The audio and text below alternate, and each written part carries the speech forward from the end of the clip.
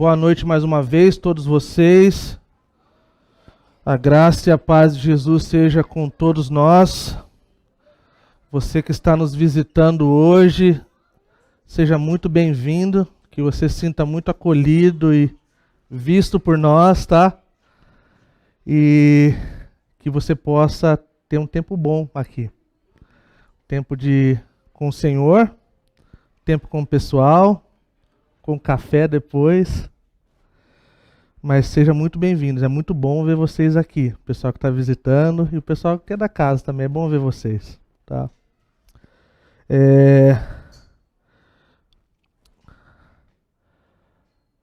Antes de entrar na passagem de hoje, só gostaria de dizer que vocês sigam ligados nas programações aí da igreja.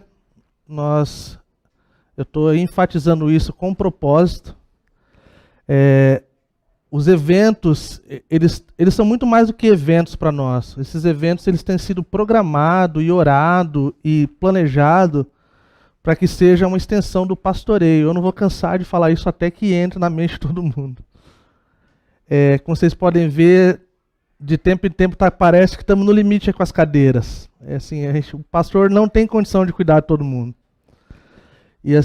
Mas existem expressões e extensões que é do pastoreio. Então, nós temos agora o encontro das mulheres aí sendo retomado.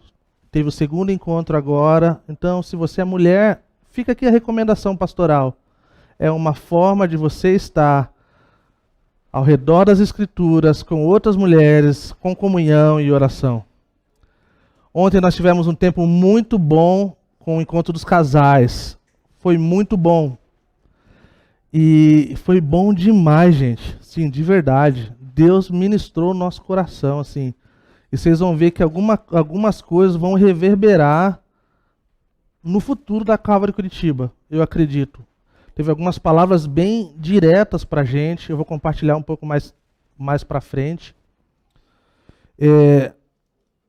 Na verdade, palavra mesmo assim de tomem cuidado, né?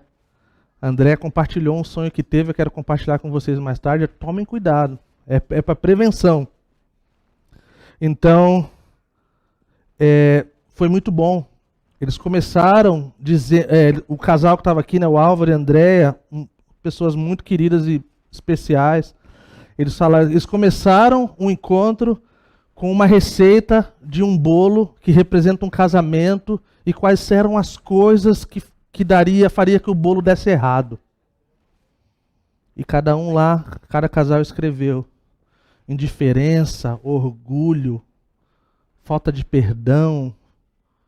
E a lista vai embora. E a gente pôde lidar com alguma dessas coisas e olhar para o papel do homem, biblicamente, olhar para o papel da mulher. Então, se você é parte da Calvary Curitiba, se você se sente parte da Calvary Curitiba, fica aqui a nossa recomendação. O próximo encontro será dos homens na última sexta-feira do mês. Então, gostaria de ver todos os homens, se não possível a maioria, e nós vamos dar continuidade ao que Deus está fazendo aqui. Qual o nosso papel como homem nessa comunidade? Qual o papel do homem no nosso casamento? Qual é o papel do homem, cara, na minha vida, no meu trabalho, na faculdade, como solteiro? E assim por diante. Tá bom, pessoal? Para você que está chegando aqui agora, só vou dar um pouquinho do que está acontecendo. Nós estamos chamando essa série de Jornada à Cruz. Nós estamos, então, navegando, né, nessas semanas que antecedem a Páscoa, e nós já estamos no terceiro domingo. Então, olhando para essa narrativa, na perspectiva de que Jesus não simplesmente acordou e pulou para a cruz. Houveram muitas coisas que aconteceram até que chegasse aquele dia. O dia mais importante da história da humanidade. Semana passada nós vimos Jesus falando: Jerusalém, Jerusalém, eu tentei trazer vocês para perto, como uma galinha faz com seus pintinhos. Uma expressão de tão grande amor e compaixão e desejo de estar perto. E a gente viu o quanto é doloroso para o Salvador ver o povo rejeitando a salvação que ele está propondo e sugerindo. Que não é uma coisa do acaso, que não é uma coisa que foi de repente. O plano de salvação, se você vê desde a história da criação, Deus está olhando para o seu povo e redimindo e dando oportunidades de redenção. Hoje o nosso texto, vou ser bem honesto com vocês, é um texto muito difícil.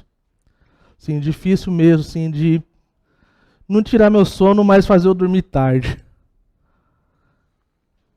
Porque não é um texto que enche igreja, não é um texto que as igrejas que estão cheias aí costumam falar.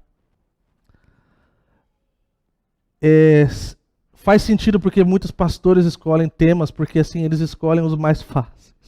E não precisam lidar com as passagens difíceis e com as coisas que faz parte da vida da igreja. Então eu queria pedir a compreensão de você estar nos visitando, de verdade. Eu não estou com raiva, eu não estou chateado, tá? É simplesmente que nós somos uma comunidade imperfeita e é bom que você saiba disso. Nós não queremos esconder os nossos erros, as nossas falhas. Nós desejamos ser honestos com a nossa realidade. E assim, eu costumo dizer que todos nós aqui estamos nessa mesma categoria. Que depois da queda, o que era perfeito já não existia mais, foi desconfigurado. E todos nós estamos nessa posição. E isso coloca a gente num lugar assim de igualdade. De que não estou aqui numa posição de alguém que é diferente de você. Eu estou no mesmo lugar. Se eu falasse para você o quanto eu chorei essa semana e o quanto eu fui diante do Senhor. Porque é duro ver o coração de Jesus partido porque a gente rejeita Ele. Então, assim, queria pedir a compreensão de vocês, que ainda estão decidindo se vão fazer parte da nossa igreja, está nos visitando, ou talvez está meio assim, um pastor novo, uma transição à igreja, o pessoal ainda não sabe se esse gordinho tatuado é quem eles querem que seja pastor deles. Eu quero dizer assim, que eu estou aqui com muito temor, não de vocês. Se fosse na presbiteriana, talvez, que aí o pessoal pode mandar embora. Ou na Batista, né, tem assembleia. Mas temor mesmo e tremor diante do Senhor. Que a gente não quer deixar passar batido o que o Senhor não quer deixar passar batido.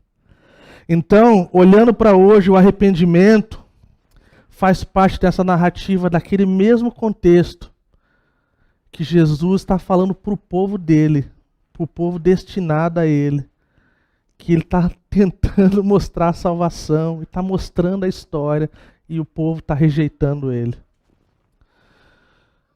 Então, o tema de hoje é arrependimento. Eu gostaria de ler com vocês e gostaria de orar mais uma vez.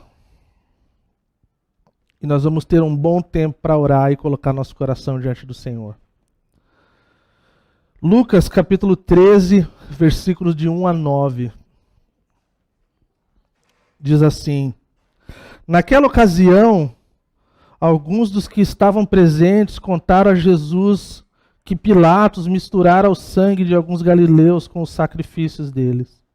Jesus respondeu: Vocês pensam que esses galileus eram mais pecadores que todos os outros por terem sofrido dessa maneira? Eu lhes digo que não. Mas se não se arrependerem, todos vocês também perecerão. Ou vocês pensam que aqueles 18 que morreram quando caiu sobre eles a torre de Siloé eram mais culpados do que todos os outros habitantes de Jerusalém? Eu lhes digo que não. Mas se não se arrependerem, todos vocês também perecerão. Então contou esta parábola. Um homem tinha uma figueira plantada em sua vinha. Foi procurar fruto nela e não achou nenhum. Por isso disse ao que cuidava da vinha: Já faz 3 anos que venho procurar fruto nessa figueira e não acho. Corte-a, por que deixá-la inutilizar a terra? Respondeu o homem: Senhor, deixa por mais um ano e eu cavarei ao redor dela e a adubarei. Se der fruto no ano que vem, muito bem. Se não, corte-a. Vamos orar.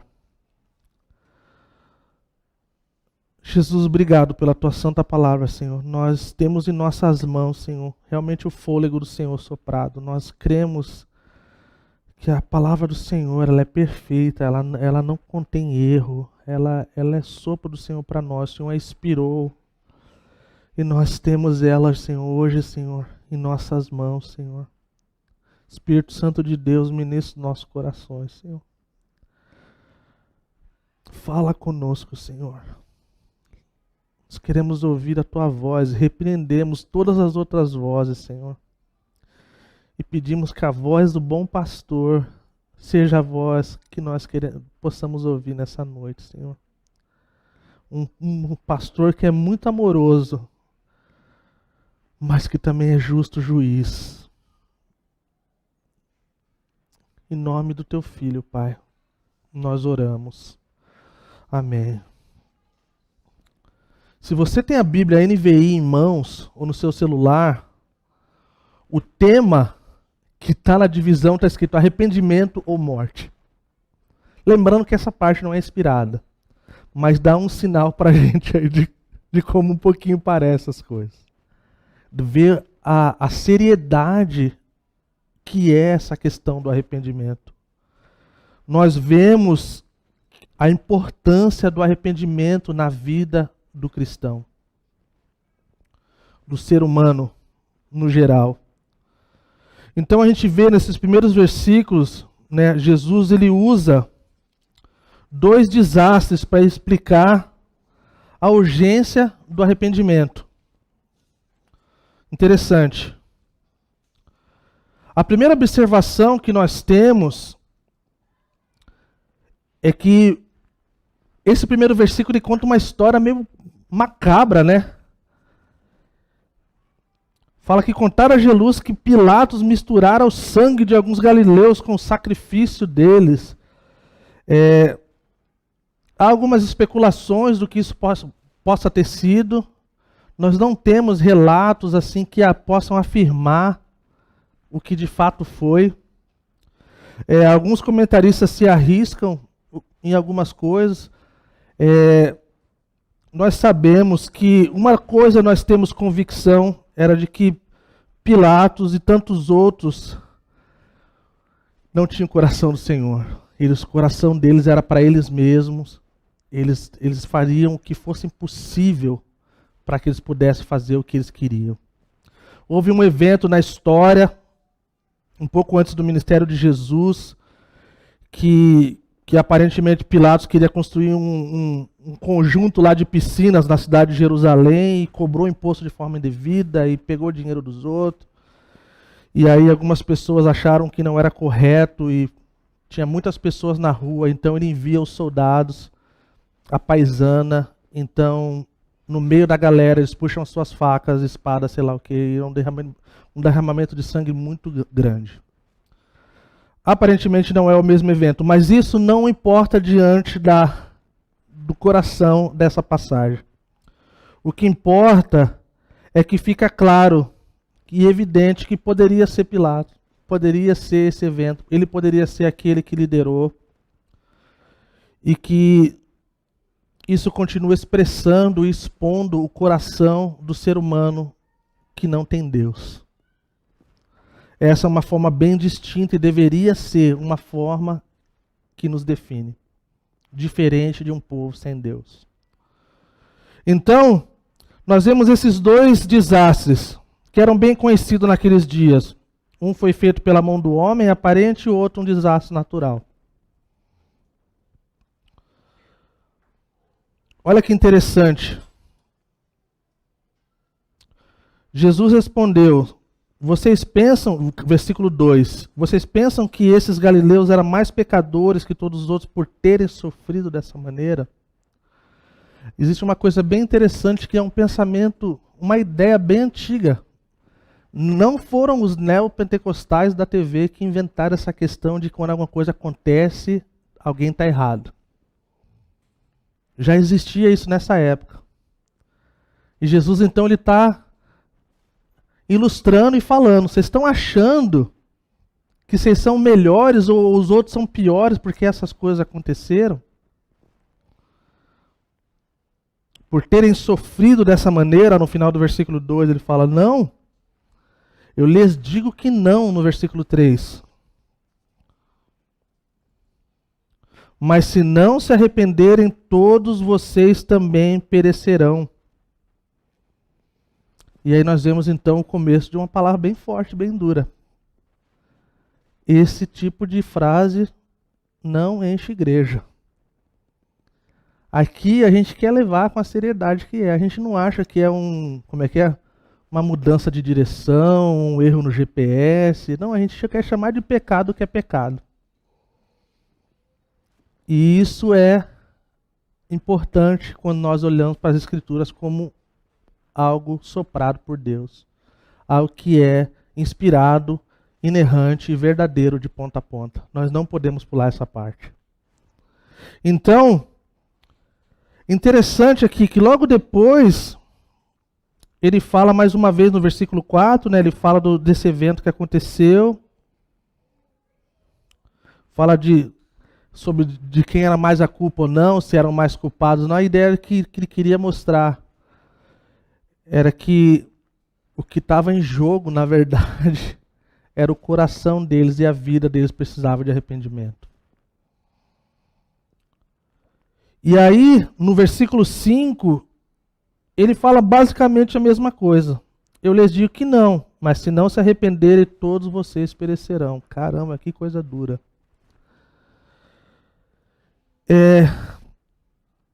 Eu amo grego, não sou muito bom em grego, estudei um pouco. E achei interessante olhar um pouco mais a fundo, na verdade, o que é essa questão do arrependimento. Muitos de nós conhecemos a palavra metanoia, que é mudança de direção. Então você está indo numa direção, você dá um giro inteiro e você vai para o outro lado.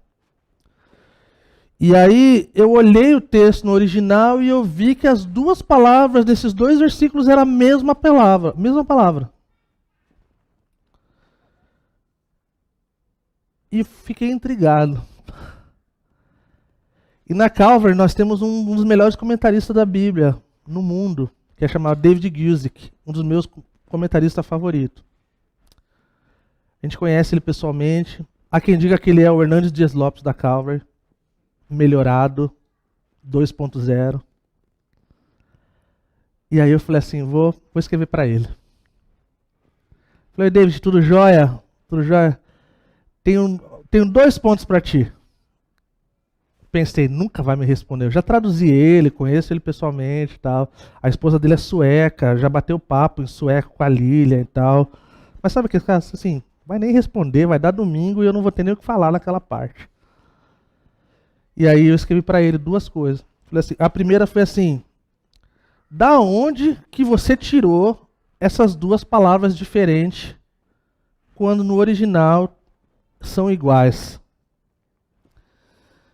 Ele respondeu assim: Cacá, muito legal que você me escreveu. Tá aqui. Essa é a dificuldade do grego, não é como uma coisa, é muitas coisas. Então, ele disse que a diferença dessas 2 palavras é de extrema importância para a gente. Existe um arrepender que todos nós precisamos, que é uma vez por todas, eu vou me arrepender desse negócio e, cara, eu vou seguir minha vida. Então nós vamos diante do Senhor e nós pedimos perdão, Ele nos perdoa pela aquela primeira, sabe, a primeira e última vez, como se fosse, que teologicamente falando, quando Jesus nos perdoa de verdade, e nós temos então essa que nós chamamos de conversão e novo nascimento, você é perdoado do passado, do presente e do futuro. Como é isso? Isso é a graça de Deus sobre nós. Antes da gente pecar, nós já estamos perdoados. Isso é uma coisa incrível da parte de Deus. Então nós somos perdoados do nosso passado, do nosso presente e do futuro. Mas existe uma outra coisa que precisa acontecer, Jesus está falando aqui. Nós precisamos andar em arrependimento. E uma dessas palavras é que o arrependimento precisa ser imediato, né? Aquela coisa que Jesus perdoou tudo. E existe uma outra que precisa ter algo de continuidade. Então, um cristão genuíno e verdadeiro, ele deve viver uma vida de constante avaliação dos seus pecados. Precisamos, porque constantemente nós precisamos de perdão. E eu não preciso ilustrar muito acerca disso, né? Nós somos seres humanos extremamente falhos. E aí então ele falou que o comentarista tal, diante da conjugação lá da palavra, está falando isso. Eu falei assim, cara, faz sentido. Faz sentido demais. Porque mostra que a vida de um cristão genuíno não é uma vez e acabou. É um andar. É uma relação, é um relacionamento. E isso chama muito a minha atenção da necessidade de nós, como igreja, estarmos lidando com essas coisas de tempo em tempo. De estarmos separando tempo para lidar com essas coisas. Porque lembrando, Jesus não acordou um dia e pulou para a cruz. Coisas aconteceram. Sofrimento, angústia, dor. Se você olhar para a Páscoa e não olhar para a Sexta-feira da Paixão, a ressurreição ela é estranha. Existe um peso na sexta-feira que muitos de nós perdemos, que é o peso do nosso pecado no nosso Salvador. Primeira e única vez na vida que o nosso Salvador experimentou separação do Pai. Caso dos pecados de todos nós aqui. E se nós não captarmos isso na sexta-feira, nós perdemos o que Deus quer ministrar ao nosso coração. E é por isso que nós estamos dando ênfase a essa questão, a essa jornada à cruz. Nós temos uma coisa que é bem legal na Calvary, que é essa questão sistemática, e através de cada livro da Bíblia, nós estamos totalmente devotos e comprometidos com isso. Logo, logo, depois da Páscoa, voltaremos com a segunda temporada do Evangelho de Marcos, a partir do capítulo 6. Mas antes disso, a gente está lidando com essas coisas. Então, gente, a figueira ela foi usada outras vezes no Novo Testamento para ilustrar o povo de Israel. Essa é uma coisa que primariamente nós não podemos negar. Um povo que foi ilustrado domingo passado. Jesus fez tudo por eles. E eles rejeitaram o Senhor. O Senhor tentou trazer eles para perto. Então, da mesma forma que aqui fala que se não desse fruto ia cortar, Israel foi cortado. E deu espaço para nós, gentios. Glória a Deus, né? Fomos enxertados. Ganhamos nosso lugar. Da mesma forma que Jesus andou por 3 anos falando da mesma coisa. Interessante que ele usa o mesmo termo, por 3 anos. Também não podemos negar essa ligação. Mas olhando para a seriedade disso, dessa questão, se vocês não se arrependerem, vocês vão perecer. Existem algumas opções aqui. Pode ser essa questão do julgamento eterno, tá? Mas existe também essa questão de uma vida sem arrependimento. Alguém disse uma vez que um dos mais terríveis, uma das mais terríveis coisas que pode acontecer na vida do ser humano é ele ser entregue ao seu próprio desejo. Romanos capítulo 1 fala isso. Então uma pessoa que vive uma vida sem arrependimento, muitas vezes enganada pelo pecado, enganado pelo orgulho, está indo para o buraco, achando que está indo para o trono. E Jesus está lidando com isso. Jesus está falando, não está bem. Estava compartilhando com uns amigos ontem, falei, cara, a gente tem uma coisa na Calvary que é uma praga. Eu não falo especialmente a Calvary Curitiba, é a Calvary no geral. Eu já falei isso umas vezes e volto a dizer. Estar na palavra não nos coloca na posição de praticantes da palavra. Existe para não dizer um abismo, existe uma distância em sermos ouvintes. Sermos ouvintes, estarmos ouvindo, não nos coloca na posição de praticantes da palavra. Então, assim, esse conforto que muitas vezes nós sentimos como comunidade é um conforto que não vem do Senhor. Porque nós precisamos olhar para essas coisas com seriedade. Então existe sim o julgamento, existe sim essa situação. Jesus lida com o pecado, ele não lida de forma branda. Jesus leva a sério o pecado. E nós precisamos levar a sério o pecado.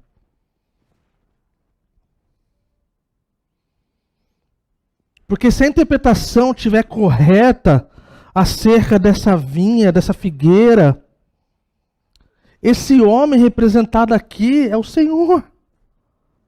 Está correta, só para dizer, não é se estiver correta, está correta a interpretação.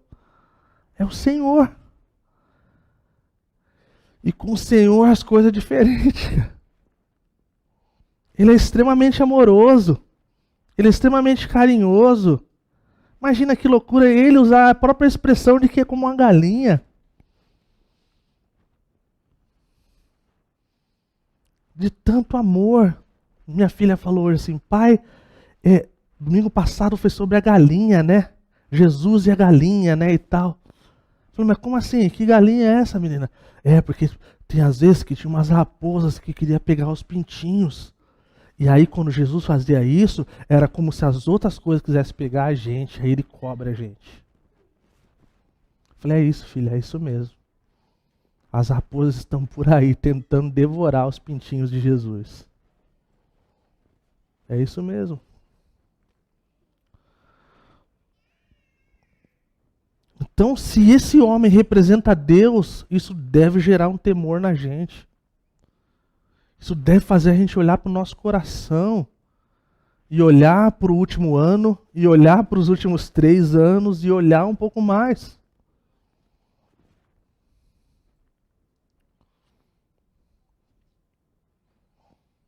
Um pé de goiaba, ele não dá banana.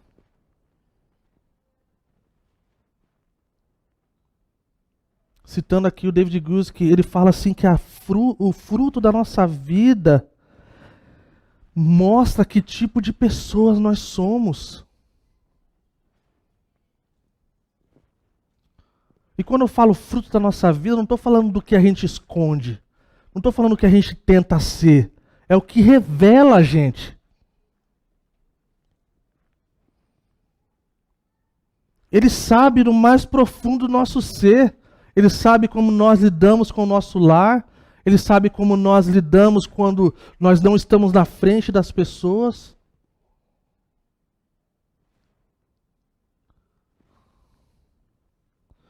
E o pecado, ele pode ser bom, pode ser gostoso por um tempo. Mas ele é amargo demais. Ele é tão amargo que ele não vale a pena em nada. Porque o pecado, ele existe para destruir a nossa relação com Deus. A única coisa que nos separa de Deus nesse momento é o pecado. E por isso que Jesus lida com isso de forma bem dura. Que ele não quer que a gente fique distante dele. Você acha que a vida é difícil? Sem Jesus é pior. Essa é a ideia. Viver uma vida sem Jesus é pior, é difícil. É super difícil. O fruto da nossa vida mostra que tipo de pessoas realmente somos.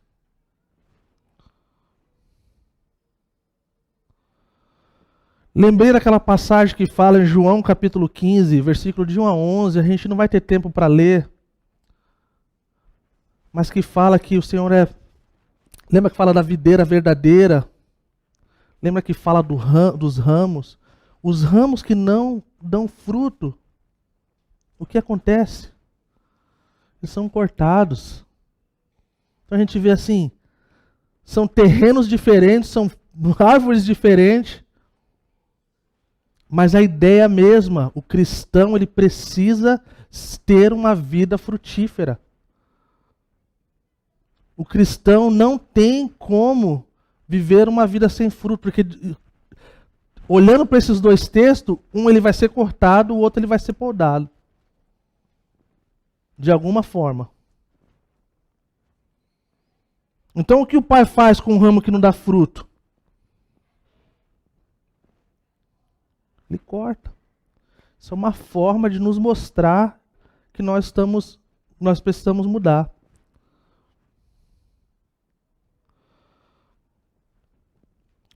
William Barclay, ele fala assim, em algumas aplicações que ele traz.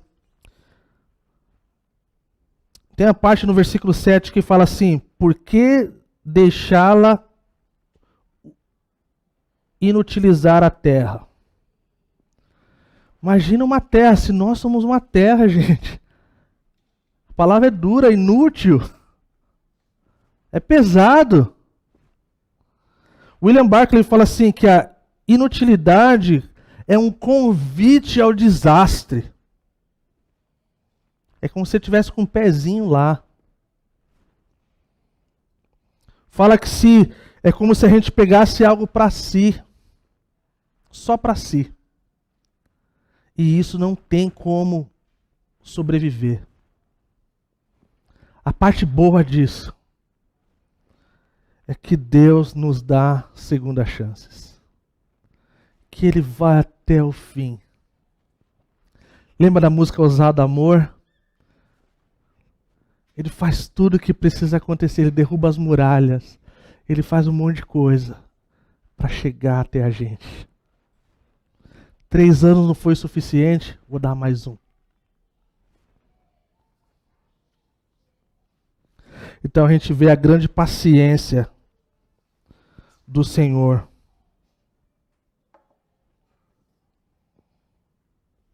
Da mesma forma que Jesus passou pela terra por 3 anos e pouco e foi rejeitado. Pessoas não responderam de forma positiva. Essa palavra inutilizar a terra, ela dá uma ideia para a gente que não é simplesmente de não fazer nada. É pior do que isso. É como se você estivesse gastando. Sabe que você tem que cuidar de uma terra, você tem que colocar adubo, você tem que colocar fertilizante, sei lá. E diferente se é contra fertilizante ou não, mas o ponto é que você tem que gastar com alguma coisa para fazer aquilo acontecer. Essa é a ideia. Entendeu?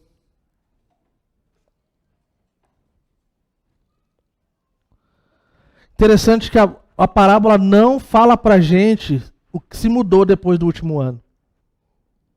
E esse é o coração da parábola, né? Ela deixa esse gostinho de quero mais para a próxima temporada.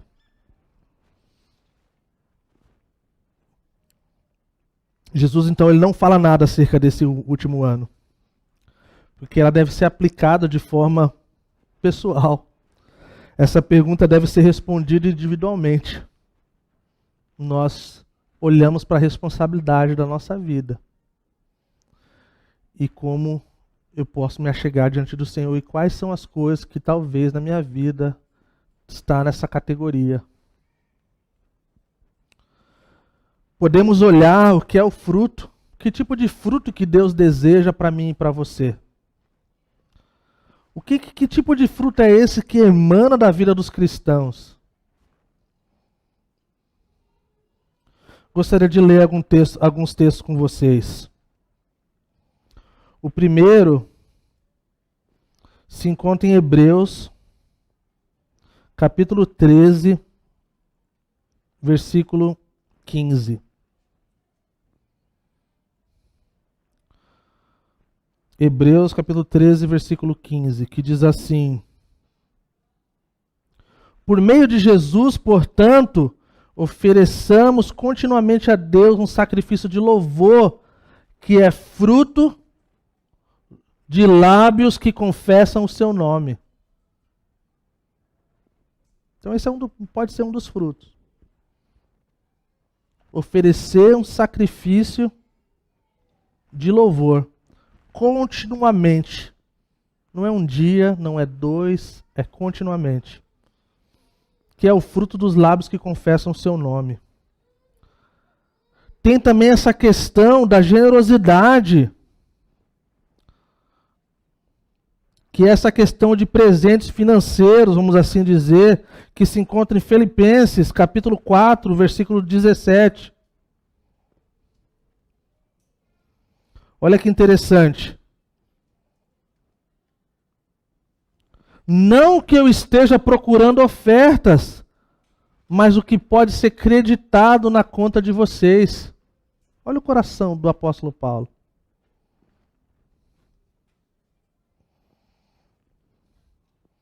Seguindo adiante, fazendo obras de justiça. Tiago, capítulo 3, versículo 18. Um texto muito legal que diz assim: o fruto da justiça semeia-se em paz para os pacificadores. O fruto da justiça. Lembrando que todos nós somos chamados a sermos pacificadores. Porque bem-aventurado, feliz são os pacificadores.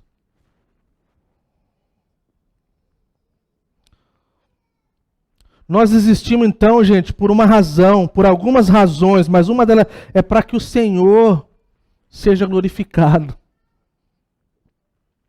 seja exaltado, que a gente viva para a glória a Deus, para a glória dele.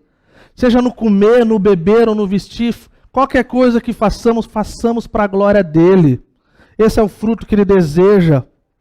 Se nós pararmos para fazer uma aplicação aqui, nós podemos avaliar nossa vida assim e falar assim: isso aqui é para a glória de Deus?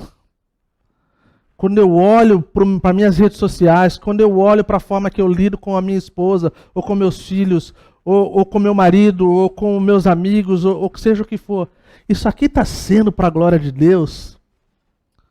E isso pode nos levar a uma resposta talvez que a gente não esteja procurando. Colossenses, capítulo 1, versículo 16.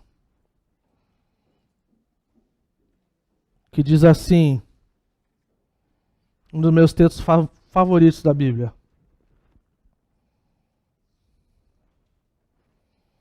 Diz assim: pois nele foram criadas todas as coisas nos céus e na terra, as visíveis e as invisíveis, sejam tronos, sejam soberania, poderes ou autoridade. Todas as coisas foram criadas por ele e para ele. Esse é o fruto que ele deseja ver na nossa vida, gente. Nós lembramos do fruto do Espírito. Gálatas capítulo 5. Imagina a vida de uma pessoa que flui aquelas coisas. Paciência, bondade.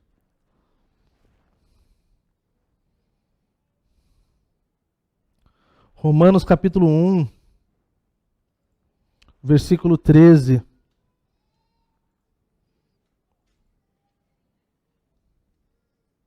Meu propósito é colher algum fruto entre vocês, assim como tenho colhido entre os demais gentios. Então, fruto flui da vida de um cristão.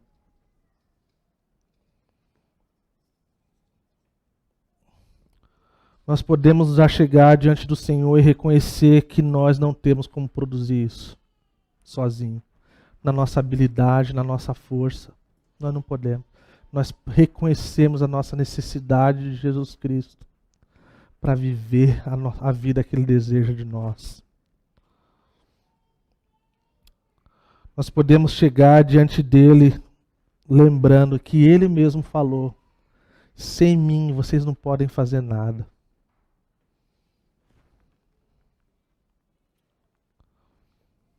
Indo para a parte final, nós vamos ter um tempo para nós orarmos e pedir para o Senhor sondar nosso coração, assim como o salmista fez constantemente.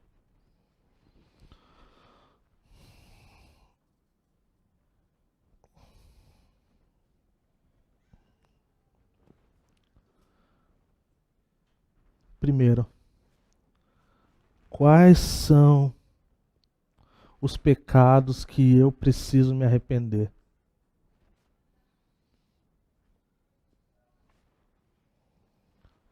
Quais são os pecados? Pecados têm nome. Eles têm nome. Às vezes eles se chamam pornografia. Às vezes se chama cobiça. Às vezes se chama de ostentação de bens. Às vezes se chama de cobiça. Às vezes se chama de adultério. Às vezes se chama de egoísmo. Ou às vezes ele chama de inútil. De simplesmente estar num lugar que não está produzindo nada, ainda está trazendo coisa ruim. Então essa é a minha primeira pergunta e aplicação. Quais são os pecados que eu preciso me arrepender? E eu queria dizer uma coisa para vocês. O Senhor, Ele é tão bom e fiel que Ele é capaz de ministrar nosso coração e falar. Ninguém aqui precisa apontar para ninguém. Esse o apontar é de Satanás. Não é verdade? Ele é o acusador dos irmãos.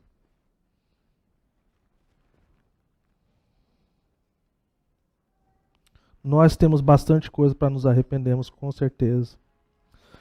Lembrando que eu falei dos ingredientes de um bolo de casamento que pode dar errado na receita que leva ao fracasso, que nós vimos ontem na reunião dos encontros dos casais. Indiferença, orgulho, falta de comunicação, falta de perdão, um vislumbre com as coisas que não são de Deus. E a lista vai embora. Faltaria papel para a gente sentar aqui e ficar falando. Número 1, tá? Número 2.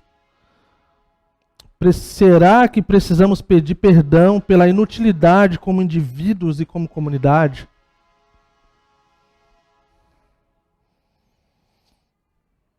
Então isso chama responsabilidade para a gente como indivíduo e para a gente como comunidade.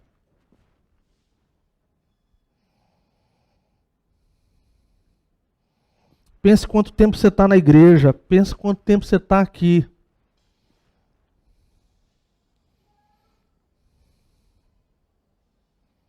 E será que nos encontramos nessa categoria de uma terra de inutilidade? Pelo menos em algumas áreas. Antes do terceiro e o quarto ponto, para encerrar esse tempo e nós orarmos juntos, pensando nessa segunda, se precisamos pedir perdão pela inutilidade como indivíduos e como comunidade, eu pensei em algumas coisas. Eu ouço de alguns de vocês que se importam, pois alguns parece que já perderam esse importar, de ver novos batismos na nossa comunidade. É algo que nós desejamos ver demais. Porque isso mostra que Cristo está sendo proclamado. Isso mostra que cada um está vivendo aquilo que Deus deseja que vivamos como comunidade. Isso só vai acontecer quando nós, de fato, como indivíduos e comunidade, entendemos esse lugar de inutilidade. Que existe essa questão da missão de Deus, que é o Missio Dei, mas existe algo tanto quanto importante acerca da missão de Deus, que nós precisamos, que é corandel, diante da face de Deus. Um povo diante da face de Deus, vivendo a missão de Deus. Corandel e Missio Dei. É isso que nós precisamos. Então, Imagina se nós estivéssemos empenhados, como comunidade, na proclamação do Evangelho. Lidando e dialogando com o que está acontecendo com o mundo, sem nos perdermos. Com a vida, com o Evangelho no centro das nossas vidas. Vivendo de uma forma tão distinta, que chama a atenção dos outros. Eu sempre digo isso e sempre volto a dizer, eu amo ver alguns de vocês, no elemento de vocês, na profissão de vocês, vivendo isso. É uma coisa incrível. De olhar que fulano é tal coisa, mas ele é diferente. Ah, ele tem essa profissão, mas ele é diferente.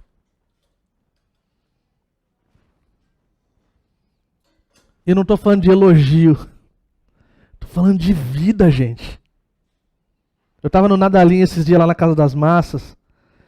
E tava um cara lá, chegou um cara lá com sotaque. E aí o cara pediu lá umas massas e ele falou assim, você fala italiano? Né? Ele falou, não. Ele falou, eu sou italiano. Mas na Casa das Massas tem um italiano comprando. Né? Ele falou, cara, isso é um elogio, né? Imagina assim, no geral... As pessoas falam assim, cara, você é cristão? Você é diferente. Você não é igual àqueles. Vocês estão entendendo, pessoal? A gente vai passar por esse tempo, tá bom? E eu espero por tempo. A Páscoa vai ser muito feliz pra gente. A gente vai fazer uma festa e tá, vai ser muito bacana. Talvez a gente peça pizza, vamos ver.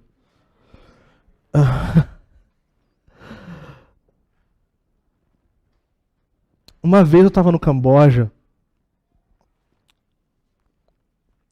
e, para quem não sabe, eu trabalhei no enfrentamento de exploração sexual por muitos anos da minha vida.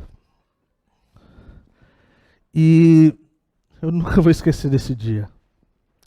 Nós montávamos as equipes, nós íamos para bares, que é bordel, né, mas vou chamar de bar. Nós dividíamos e nós entrávamos no bar, pedíamos coisa para comer, para beber, como se fosse qualquer outra pessoa, jogávamos sinuca. As garotas vinham para conversar e nesse tempo nós muitas vezes compramos, né, para tirar elas do bar e terem informação acerca que tinham pessoas de menores, se estavam vários tipos de coisas. Se eram de menor, se estavam apanhando, se tinha alguma coisa que a gente precisava saber, como a gente poderia ajudar, coisas do tipo. Nesse dia, nessa noite, a Lília não pôde ir. Então eu estava com a equipe, a Lília estava com as crianças, nós já tínhamos crianças já. E aí a gente chegou, tinha duas mulheres jogando sinuca, chegou eu e a equipe, a gente começou a jogar e tal. E aí uma das moças chegou de canto assim e falou assim, e aí, cara? E aí, vai ter hoje à noite? Tipo assim, uma coisa assim. Falei, não. Falei, sabe esse pessoal que tá aqui? É um pessoal de uma ONG cristã. E a gente não veio aqui para isso não. A gente veio para saber como é que vocês estão. A gente quer saber como a gente pode ajudar. E outra coisa, uma coisa que eu sempre fazia. Eu pegava o celular e falava assim, essa é minha esposa Lilian, esses daqui são meus filhos. Eu jamais faria isso. Ela olhou para mim e falou assim, o que dá aqui de monte é casado. Lotado de homem assim. Falei, então tá bom, eu vou mostrar para você que eu sou diferente. Que eu não sou igual a esses homens. Amanhã eu vou vir aqui com a minha esposa. Ela ficou em choque a noite toda. Jogamos. Tiramos uma outra menina porque já tínhamos conversado antes e ela sabia umas informações que a gente precisava e tal. No outro dia eu cheguei de mão dada com a Lília. A mulher não sabia onde botar a cara. E ela falou assim, lá as mulheres quando vai conversar e elas acham engraçado, dão um tapão nas costas. Ela deu um tapão nas minhas costas e falou, cara, você trouxe a esposa mesmo. Eu falei, é verdade, eu contei pra ti. E aí a gente saiu, a gente levou ela pra conversar. Tomamos um sorvete. E a mulher em choque. A mulher em choque. no meio do rolê assim, ela fala assim, vou fazer uma pergunta. Lília, né? Lília é seu nome? Esse marido é de verdade? Aonde que encontra um marido assim? Ela falou assim, na igreja. Na hora me deu aquele temor, né? Depende da igreja, né? Na Calvary, em nome de Jesus. Vocês estão entendendo, gente? Nós temos pessoas... As coisas são tão sutis, gente. É um WhatsApp. É um Instagram. Nós estamos nos colocando em situação que nós não queremos estar. Colocando em risco nosso casamento. Colocando em risco a nossa reputação como cristão. Que ainda... Antes de ser marido da Lília, eu sou filho de Jesus, filho de Deus. Eu quero representá-lo muito bem. Está fazendo sentido, pessoal? Nós precisamos nos arrepender, gente. Último ponto, penúltimo ponto é como esse arrependimento ele funciona de forma prática. Esse arrependimento funciona de forma prática assim, gente. Primeira coisa, nós temos que ir diante daquele que pode nos perdoar. E sabendo que ele deseja nos perdoar. Sabendo que ele quer e ele faz com que os nossos pecados sejam levados para o outro lado. Né? Ele usa a expressão do Oriente para o Ocidente, um lugar muito distante, para que a gente fique bem longe deles. Então, de forma prática, nós precisamos ir diante de quem pode nos perdoar. Talvez nós precisamos pedir perdão para algumas pessoas. Talvez nós precisamos pedir perdão para os nossos cônjuges. Talvez nós precisamos pedir perdão para os nossos amigos. Ou pessoas que nós somos grosseiros, talvez, ou falamos coisas que não deveríamos. Talvez nós precisamos fazer um voto com o Senhor. Ontem nós ouvimos a palavra quando Josué, lá no final, fala que falava dos ídolos e dos deuses dos seus antepassados. Que as pessoas iriam se prostrar diante dele, uma coisa assim, você vai se render a isso? Josué fala assim, eu não sei quanto a vocês, mas para mim, eu e minha casa serviremos ao Senhor. É um compromisso. Eu não sei como é que está lá fora, gente. Eu não sei como é que estão as coisas, mas eu sei de uma coisa. Eu e a minha casa serviremos ao Senhor. Mas eu não tenho família. Então eu vou servir o Senhor. Na minha juventude. Sendo solteiro. Sendo namorado ou noivo, o que seja. Eu escolho e peço que o Senhor me ajude a viver uma vida que agrada a Deus na minha juventude. Isso que acontece de forma prática. De ter disciplina, talvez, em algumas coisas. Sair de alguns meios. Sair de algumas coisas. Ontem mesmo eu falei para minha esposa, estava sentado na mesa assim, olhei o celular e falei, não acredito, tipo assim, vou sair do Instagram. Tipo assim, todo ano, nessa mesma fase da vida, eu deixo por 40, 50 dias, eu fico sem rede social. Dessa vez eu não fiz. E me arrependo. Porque eu passo muito nervoso nas redes sociais. Então a gente precisa, talvez, tomar algumas posições.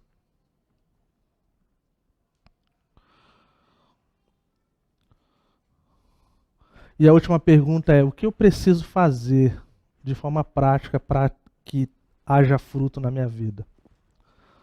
Então, para o pessoal aí que está de olho no grupo de conexão para a semana que vem, quais são os pecados que eu preciso me arrepender? Se eu preciso pedir perdão pela inutilidade como indivíduo e como comunidade. É tudo pecado, mas é de forma diferente. como esse arrependimento funciona de forma prática. E o que eu preciso, além do perdão e do pedido de perdão, para dar frutos. E eu gostaria então que nesse momento a gente tivesse um tempinho para orar. A gente está bem, muito bem no tempo. E a gente não está com pressa. A gente já foi embora já tarde outras vezes. E eu já falei por 1 hora e pouco. Então eu estou muito bem com o tempo. Mas eu queria compartilhar um sonho que uma moça teve. E hoje a gente estava conversando, né? A gente tem algumas pessoas na igreja que é bem ligado nessas coisas e a gente consulta de vez em quando. A moça compartilhou ontem que ela teve um sonho e aí ela não sabia se era para Calvary. Ela falou, talvez é uma coisa pessoal e tal. Só que aí teve uma coisa que deu um assim, falou, não, é para Calvary. Ela teve a visão, o pessoal que estava aí ontem, me corrija se eu for para algum lado, estou num lugar de vulnerabilidade, tá? Ela teve uma visão que existiam umas famílias, pessoas, né, crianças, dentro desse ônibus escolar. E esse ônibus escolar é aquele ônibus escolar americano. Foi aí que foi o clique, ela falou, não, é para Calvary. Porque normalmente não vem à cabeça um ônibus escolar daqueles, sabe, americano.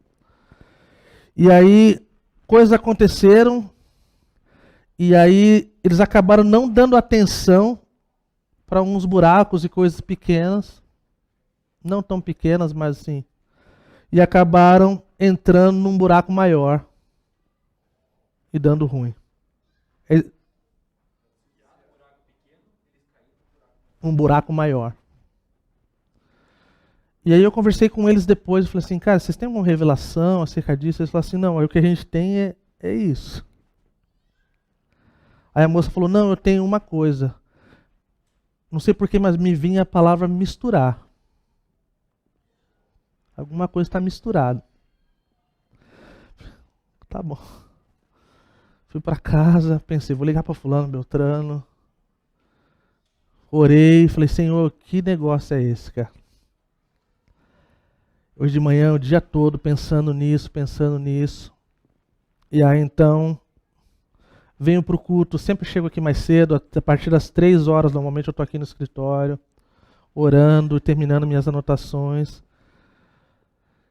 E aí, então, acho que eu tive um clique. E conversando.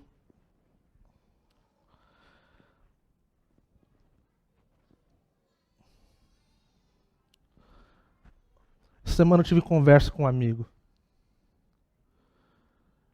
E eu o encorajei a olhar para a vida de como era no passado, o quanto que ele amava Jesus, o quanto ele era ativo nas coisas de Jesus.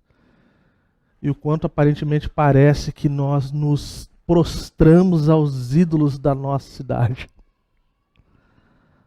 Que é o conformismo, que é a idolatria, que é a influência, seja ideológica, o que for. Então nós nos tornamos crentes estranhos e nós começamos a cuidar de umas coisinhas e não dar muita atenção para elas, e quando a gente vai ver, a gente está num buraco bem grande. Eu acho que essa é a revelação, bro. E a palavra que veio era voltar às origens. Existe uma palavra de Deus ministrada a nós, que é voltar às origens, às primeiras práticas. Palavras de Jesus para a gente. E eu creio que é isso que ele deseja fazer. De voltarmos às primeiras práticas, a simplicidade, a palavra de Deus, o desejo de servir, o desejo de viver uma vida com Cristo.